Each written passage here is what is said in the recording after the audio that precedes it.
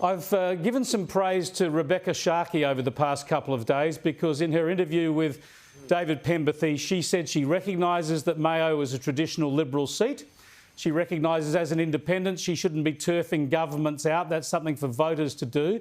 So she's saying she would her first preference, if it came to a minority parliament, would be to negotiate with the coalition, to negotiate with you. She's of course got a shopping list, but that's her inclination, reflecting the expectations of her electorate. I say good on her for being so honest and upfront.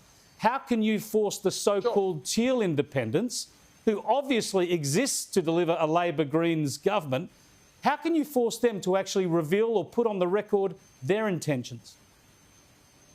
Well, that is the job of the Australian media and the public, to be asking them. If you're interested in voting in that direction, I mean, you've got to ask yourself the question, how does that make Australia stronger? How does voting for someone in those seats that don't even have an economic policy, let alone have an economic plan? I mean, why would you trust the country to the chaos of that type of a parliament at a time when we have great global insecurity when it comes to national security issues and tremendous pressures on the economy? I mean, this is a very serious time. Yes, it is. A very serious time. And so the choice that people are going to make, don't make the choice for a weak parliament, make the choice for a strong government, which means a strong economy. Are those so-called Teal independents attempting to deceive voters? Or they're anti-Liberal. That's what their job is. I mean, they're not running against the Labor Party.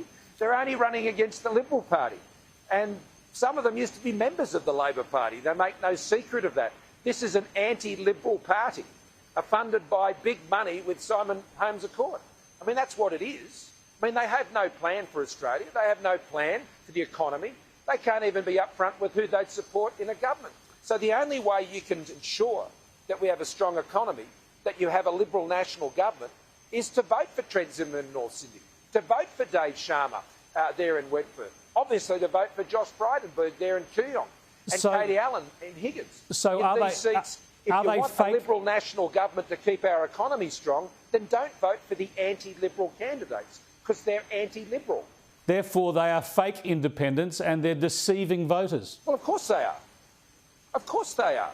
I mean, this idea that they're independent when they're all networked and knitted together with funding backing coming from the big end of town. I mean, this idea that there's some sort of community representative group, I mean, this is just one big financial push from a couple of people with a lot of money trying to run the Liberal Party out of town.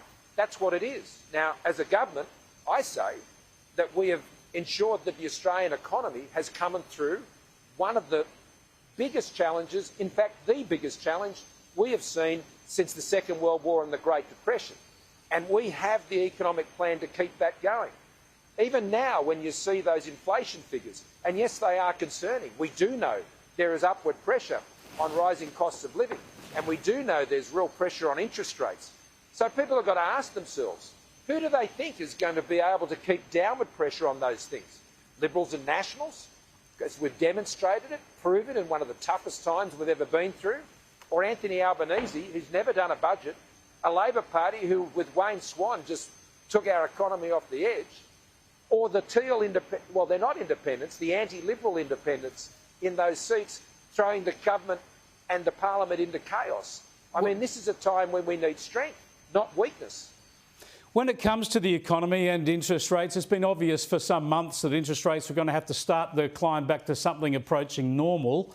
Yet you're going to be faced with an interest rate hike next week, probably a small increase. We've already seen how a lot of the media and politics is going to portray this. Are you disappointed that the Governor of the Reserve Bank didn't act earlier, that we should have seen some incremental increase in interest rates before this election campaign even began? Well, Chris, I'm a former Treasurer and I respect the independence of the Reserve Bank. And you have never found me as a Treasurer or as a Prime Minister in any way casting any doubt on the independence of the Reserve Bank by offering a commentary on their monetary policy. They set monetary policy, we set fiscal policy. And over the course of this pandemic, we have worked closely together. And I think those two arms of policies has aligned well to ensure we've brought Australia through this terrible crisis. Now, I respect the Reserve Bank, but let me tell you this. Cash rate's at 0.1%. Back when the Reserve Bank put up interest rates in 2007, it was at 6.5%. Today, we have a war in Europe and we have massive disruption of global supply chains caused by the pandemic, which we've seen, and global security issues.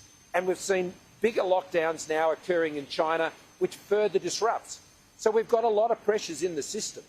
And so I think the two scenarios are quite different. See, managing the economy is not a straightforward thing. You can't take it for granted.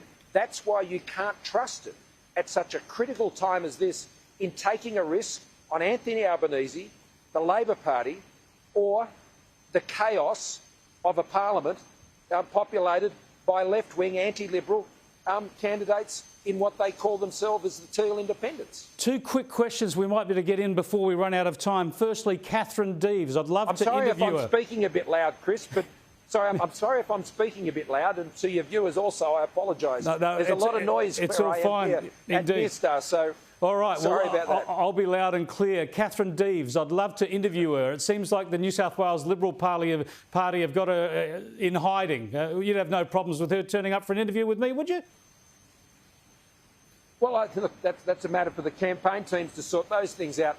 I mean, what I do every day is set out very clearly what our government is doing. But as you know, I've stood strongly to ensure that Catherine continues on and as our candidate and to be our candidate. She's talking about a very sensible issue about women and girls in sport. That's it. That's her point. I think it's very sensible. Indeed. And I wasn't going to stand there and let people pile on and try to cancel her. I think it's important, the point she's making, and I check in on her pretty regularly, particularly after I saw those terrible reports about the threats, and she's okay, but obviously we need to take a bit more care given those threats. All right, I think it's appalling that should be necessary. Absolutely, that should be necessary.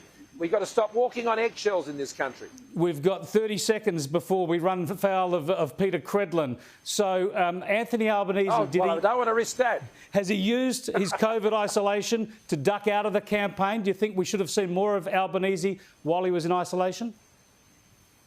Well, I do know there must be a lot of questions waiting for him when he comes out of isolation. I do hope that he's well and that his symptoms weren't too difficult.